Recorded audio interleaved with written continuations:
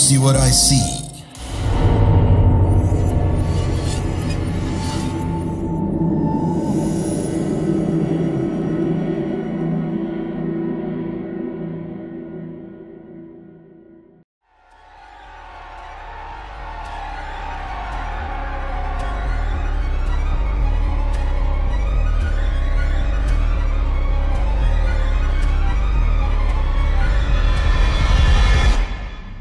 Assalamualaikum warahmatullahi wabarakatuh. Halo warga desa Sukabudi. Perkenalkan, nama saya Dery. Saya ingin menceritakan pengalaman mistis yang pernah saya ataupun kawan saya alami saat saya bekerja sebagai juru masak atau bisa dibilang chef. Sebelumnya, saya ingin menceritakan dulu hotel tempat saya bekerja.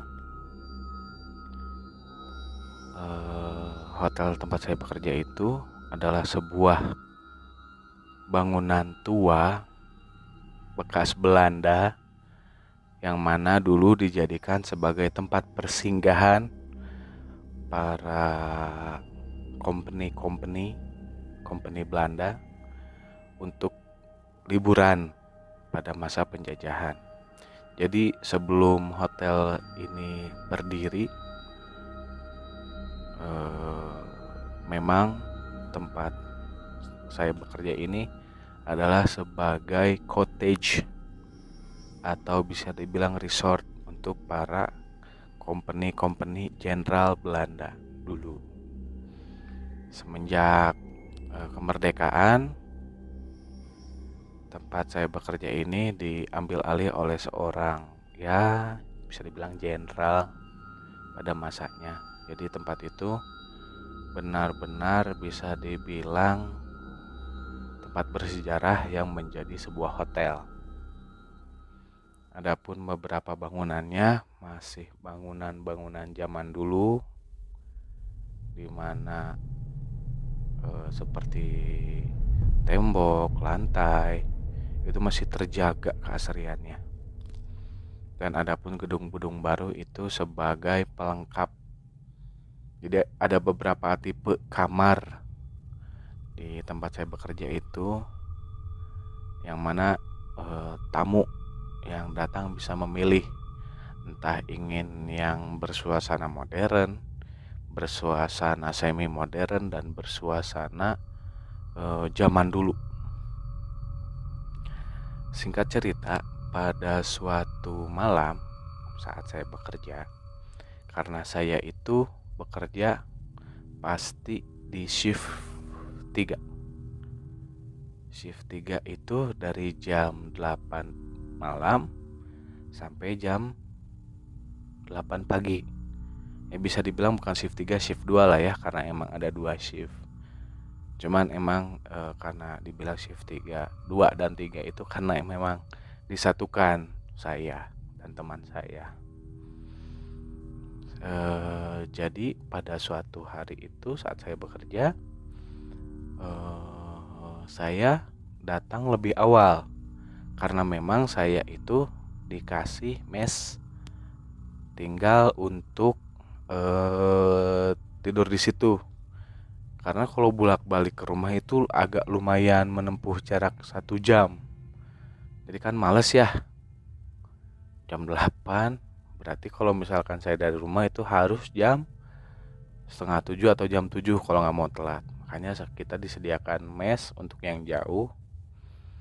Saya di mes agak lumayan, bisa dibilang tidak dekat juga karena emang harus naik kendaraan dari mes ke tempat saya kerja itu. Cuman ya lumayan lah, tidak memakan waktu lama, paling lama 5 menit. Pada saat saya masuk dan teman saya masuk, sebut saja Wawan, itu di dapur tuh tidak ada apa-apa gitu, tidak ada hal aneh yang mencurigakan gitu, biasa saja seperti biasa gitu. Yang shift satunya pulang, yang saya bersalaman, salam sapa, menanyakan untuk menu breakfast makan pagi itu apa. Dikasih tahu ABCD-nya, sampaikan, saya langsung prepare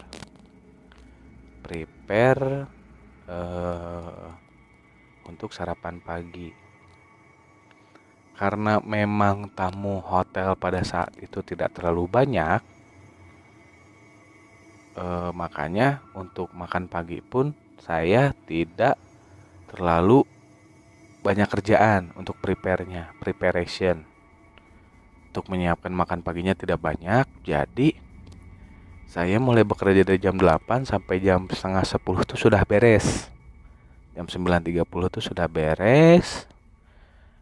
Jam 10 saya memutuskan untuk kembali ke mes dengan kawan saya itu yang bernama Wawan.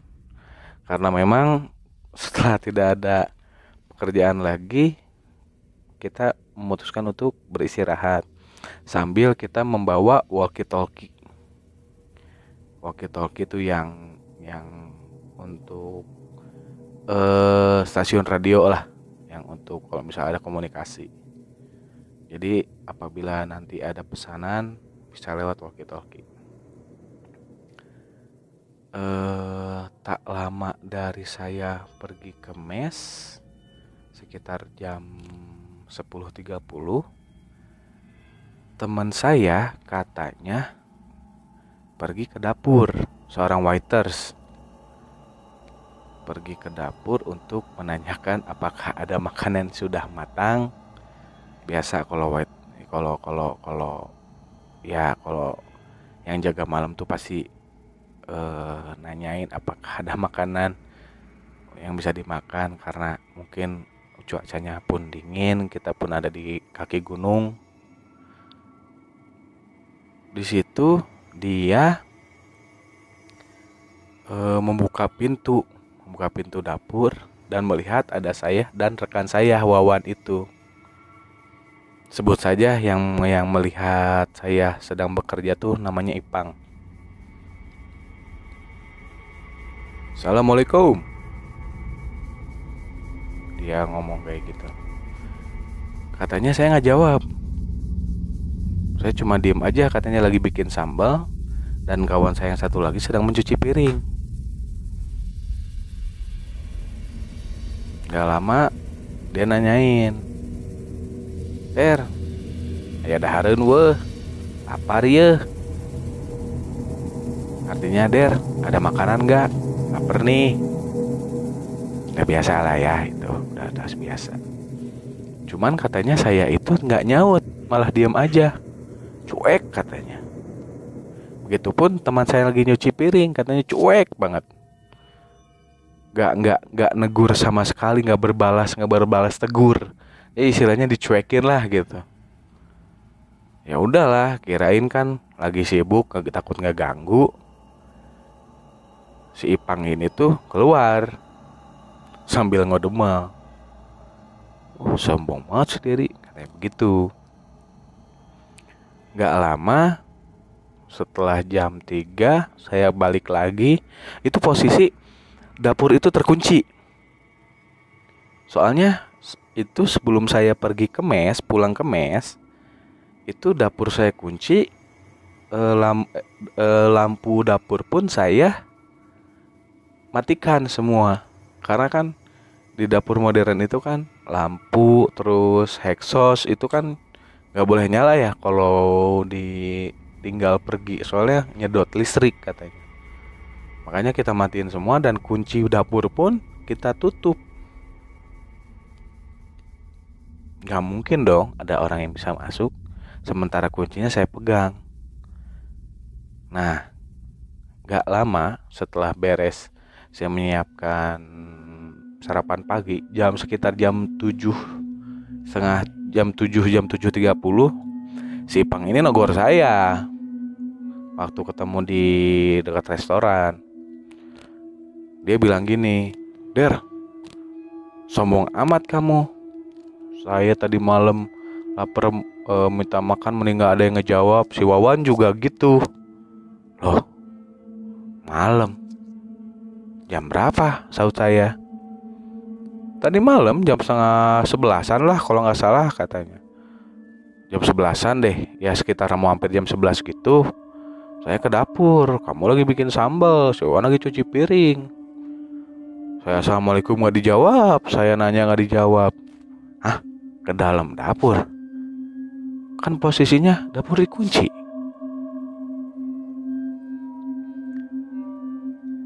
Saya karena masih ribet, kata saya, nanti dulu deh ceritanya deh.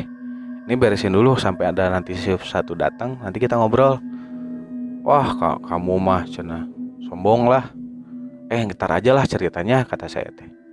Lagi sibuk karena emang waktu itu kan ya refill makanan, masuk lagi, keluar lagi, restoran untuk refill makanan yang prasmanan.